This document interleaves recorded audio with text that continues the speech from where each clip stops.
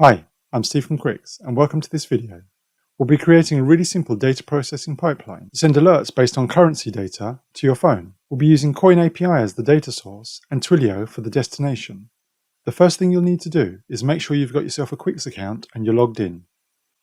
Next up, create yourself a Coin API account and click the Get Free API key button.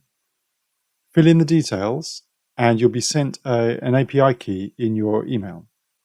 The next step is to log into the Twilio dashboard and again sign up, and then we will talk about how we can find the various keys.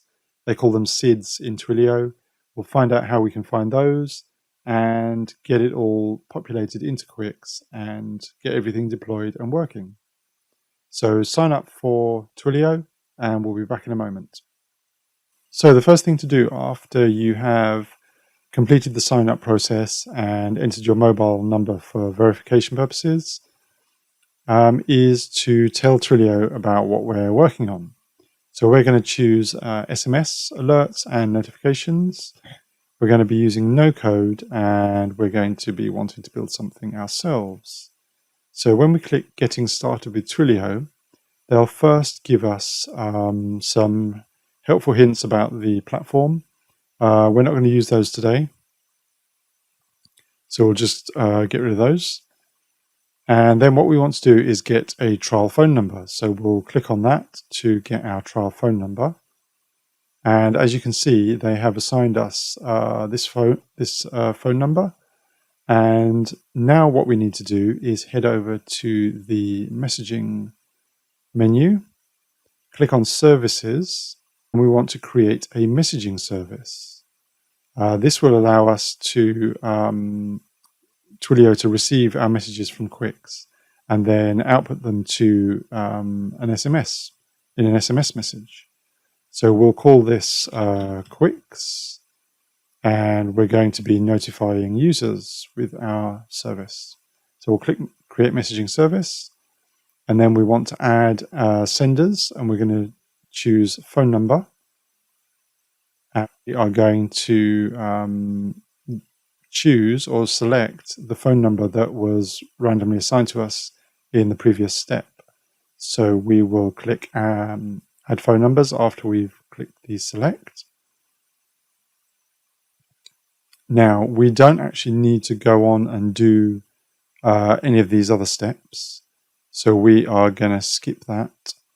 So that's pretty much all we need to do in Twilio now, apart from gather our various account IDs so that we can use them in Quix. So we need to get this messaging service SID. So I will make a note of that.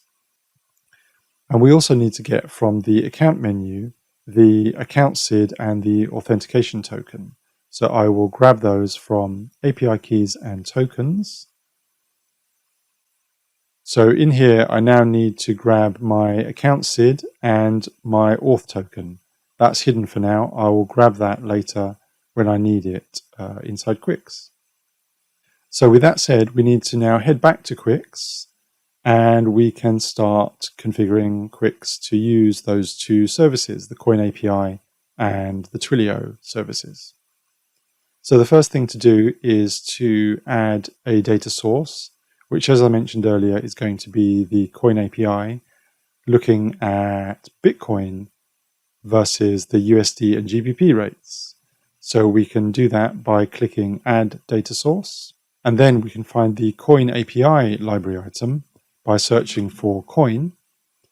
Now at this point, you've got two options. You can either go ahead and look at the code, or you can just ignore the code and go straight ahead and set up and deploy this connector with the details that we got earlier from the Coin API account. So in this case, you really just need to enter the Coin API key. You can, if you want to, change the primary and secondary currencies. I'm just going to leave these as is and stick with Bitcoin against USD and GBP. So I'll just grab my Coin API key and stick that in here. So I've got my Coin API key, and I'm going to deploy the code straight into Quix. The other option is to save as project, And that's if you want to make changes to how the code works. Maybe you want to change how often it pulls data.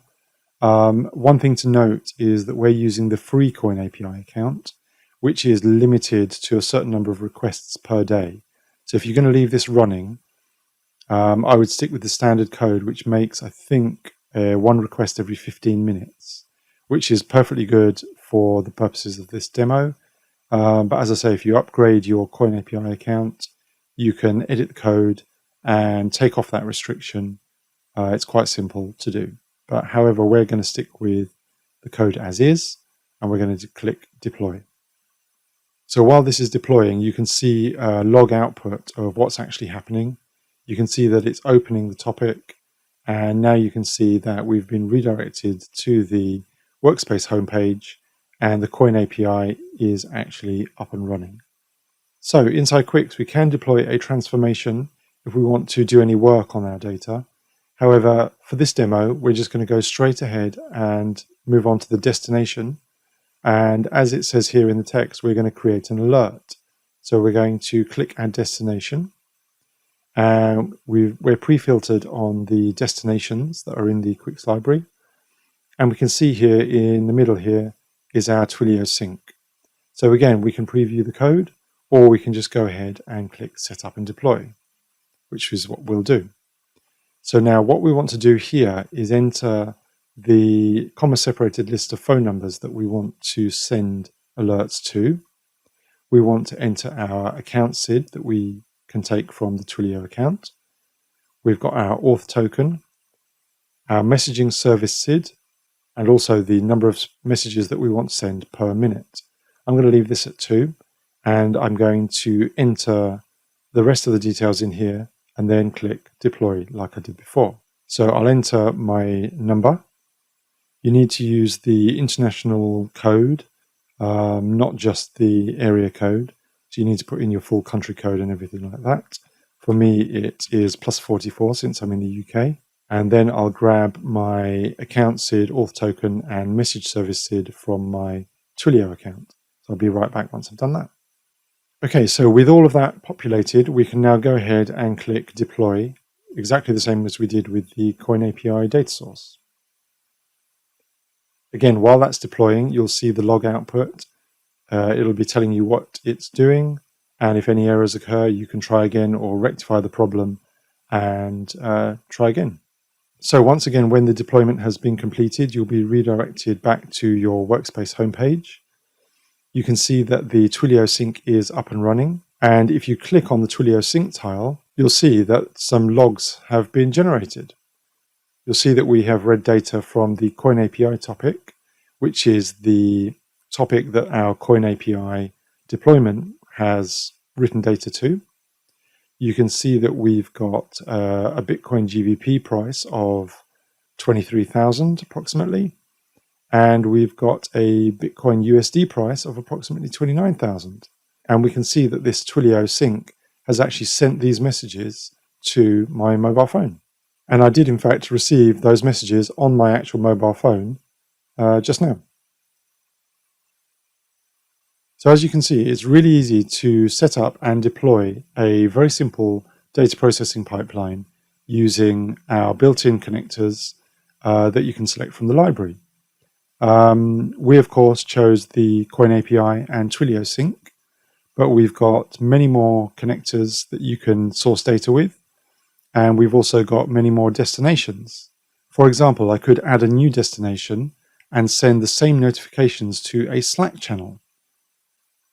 So you can really build your data processing pipeline to completely suit your needs, and it's a very flexible way of working. One thing that I'll just show you is this new data pipeline. So as you can see, the pipeline shows data coming out of our Coin API connector and going straight into our Twilio sync. And this is really just a simple way of viewing your pipeline, especially when you get into more complex scenarios where you have multiple inputs and outputs and things start to get complicated. Right, that's it for now. Hope you enjoyed the video, and catch you next time.